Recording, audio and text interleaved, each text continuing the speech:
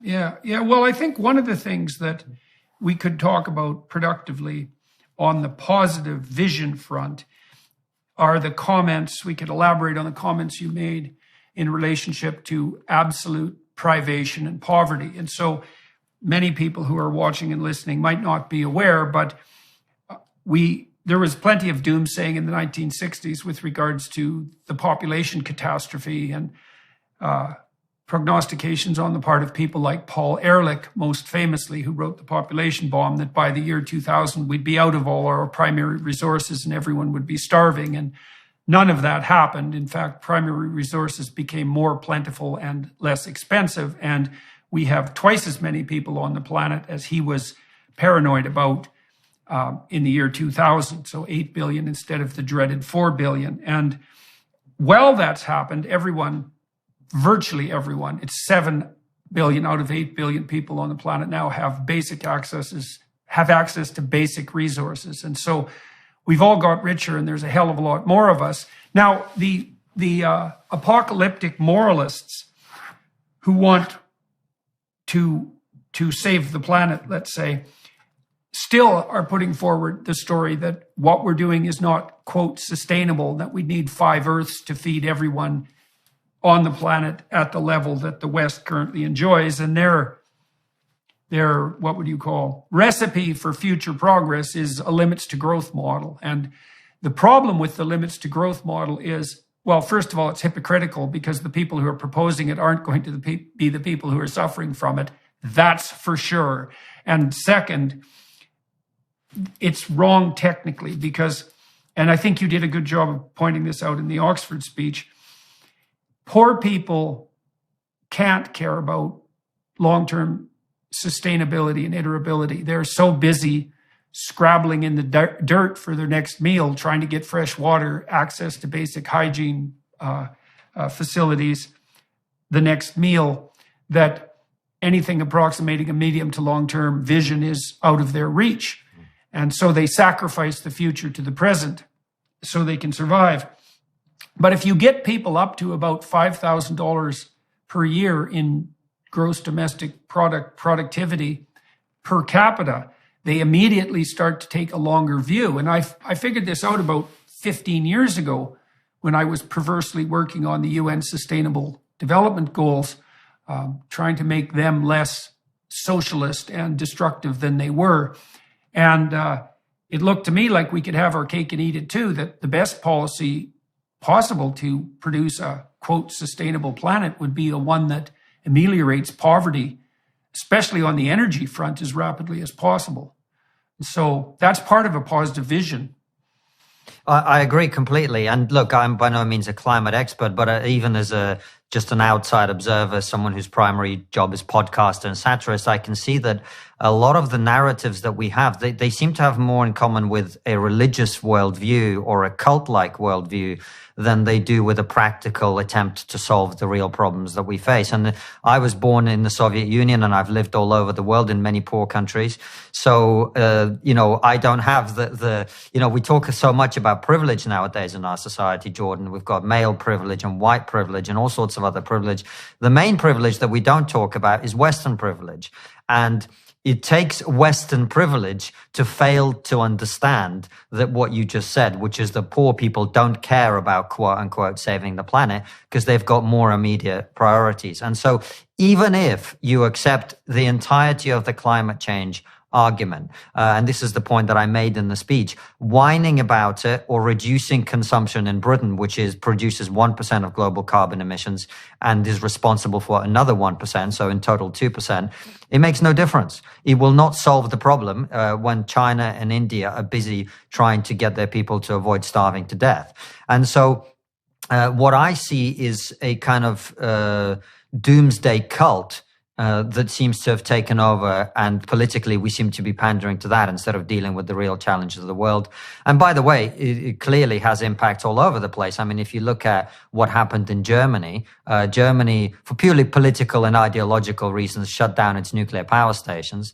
It's now paid South Africa, and Michael Schellenberger covered this on his Substack, paid South Africa to not use coal. Well, now what? Now they import coal back from South Africa and burn it. And also, of course, they made themselves extremely dependent on Russian gas at the time, which I hope the war in Ukraine is something we get on to talking about. Yes, I hope so too.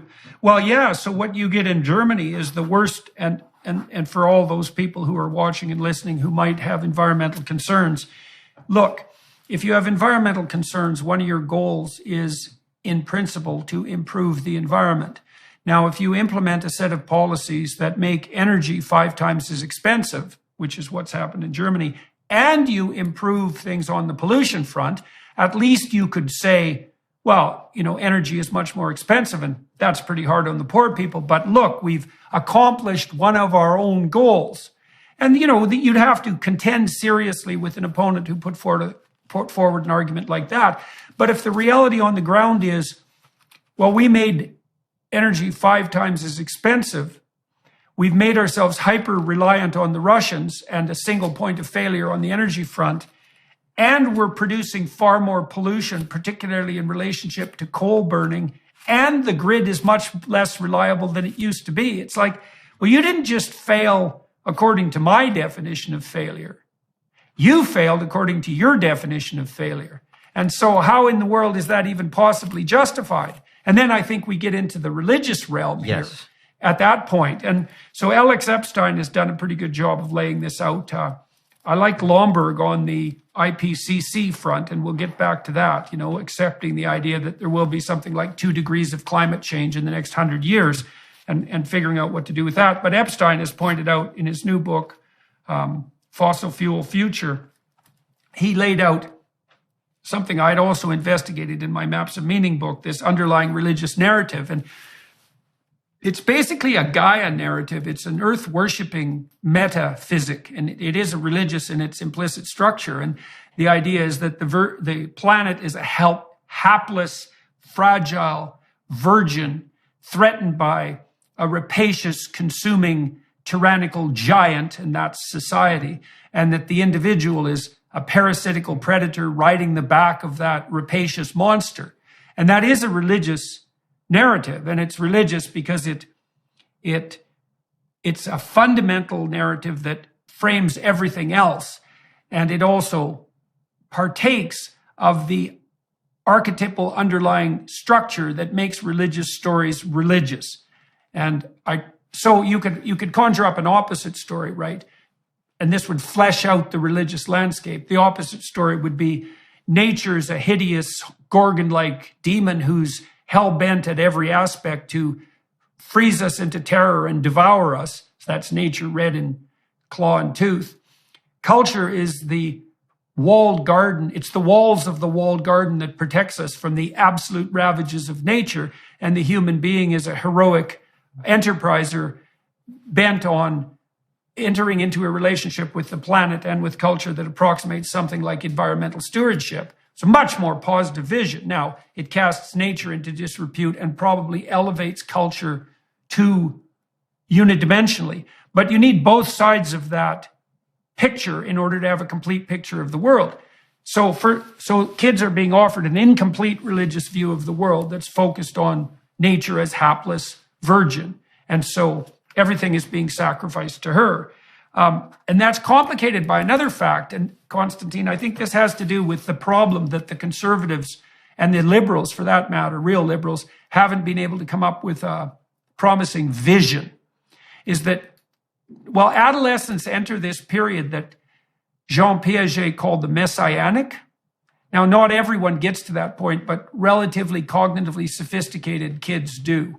And so this is about age 16 to 20, let's say. This is also when you want to induct kids into the armed forces if you actually want to manage it effectively. It's really when their final touches of their enculturation occur. It's when their prefrontal cortexes prune themselves most thoroughly.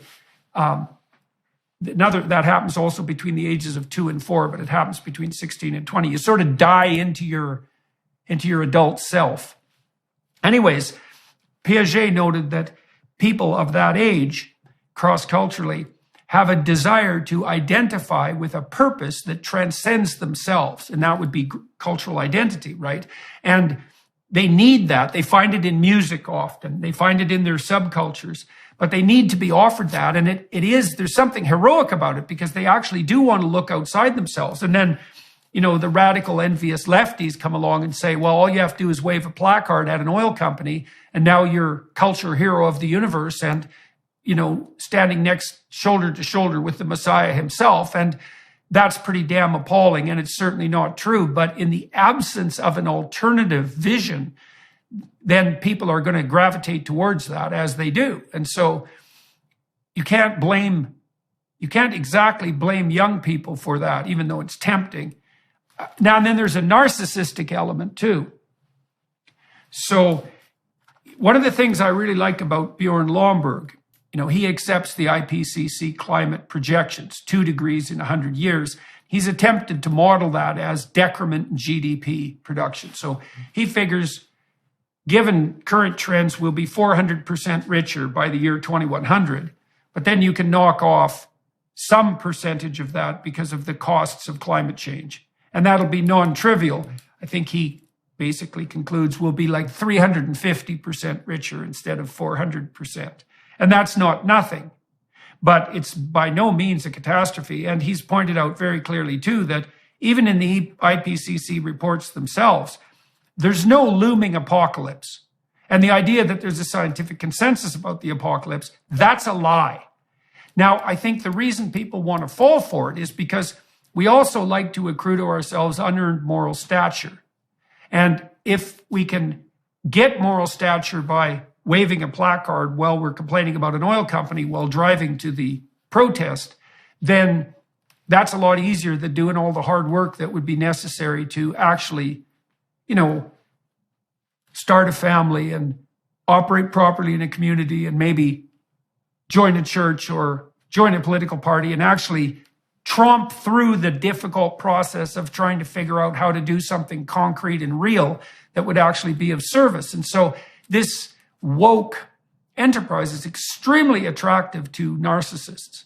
And that doesn't mean they're all narcissists, but it's extremely attractive to narcissists. And so that's a panoply of problems, all of which we're facing simultaneously. So, well, Jordan, let me pick up on a couple of those points. A few actually. So, first of all, in terms of this religious worldview, I think one of the other things that's so appealing about it is human beings crave doomsday scenarios. The idea that we're living in some kind of unique moment in human history when the world's about to be destroyed. Whether that's true or not, by the way, is incredibly appealing. That is something that gives your life meaning and purpose, even if your life has no meaning and purpose. And the thing with this woke ideology is that, and this is something I kind of started to notice, my journey into this discussion in general was through comedy. I was a stand-up comedian. And in 2015, 2016 in particular, I started to look around and I just saw a lot of people who seemed for some reason to suddenly hate themselves. Like it was so suddenly normal as a comedian. You spend most of your time backstage listening to other comedians. And out of the blue, you'd start getting these kids in their 20s going on stage and going, well, I'm a white guy, therefore blah, blah, blah. And then they do a bunch of self-deprecating jokes, the premise of which was because they were white, they were evil. And this ideology, I think, is fundamentally about self-hate. And if you hate yourself, well, why wouldn't you crave the punishment that you therefore deserve? Right. And I think the doomsday narrative maps so well onto wokeness for that reason as well. We need a place. Symbolically speaking, we need a place to put hell and we need a place to put the apocalypse. And the reason we need a place to put the apocalypse is because the human vision is apocalyptic. And the reason for that is that we all die, right? Everything comes to a cataclysmic halt for everyone. And it could happen at any moment. And it could not only happen to you, it could happen to you and everyone you love, and it could happen to your whole society. And that sort of thing has happened, and it definitely always threatens. And so one of our existential problems is that we always have to face the apocalypse. And the way that's been handled in the symbolic landscape of Christianity is that the apocalypse is a distant occurrence in a heavenly place. Now it's ambivalent, right? But it's turned into a psychological reality or a spiritual reality, an ever-present spiritual reality, instead of being necessarily played out in the here and now. But then there's a place for it, and that's appropriate because there should be a place for it. And we're also tilted as information processors very hard to the overweighting of negative information. And the reason for that, I would say, is, well, you can only be so happy, but you can be really, really in pain and then dead. And so you're more sensitive to a unit of threat than you are motivated by a unit of pleasure. And that's well documented. And so then we also have to contend with the fact that we're tilted towards hyper-processing negative information. And then on the privilege front, this is a really complicated one. I think that some of the guilt that the woke types are capitalizing on and also genuinely experiencing is a consequence of the felt need for some true atonement.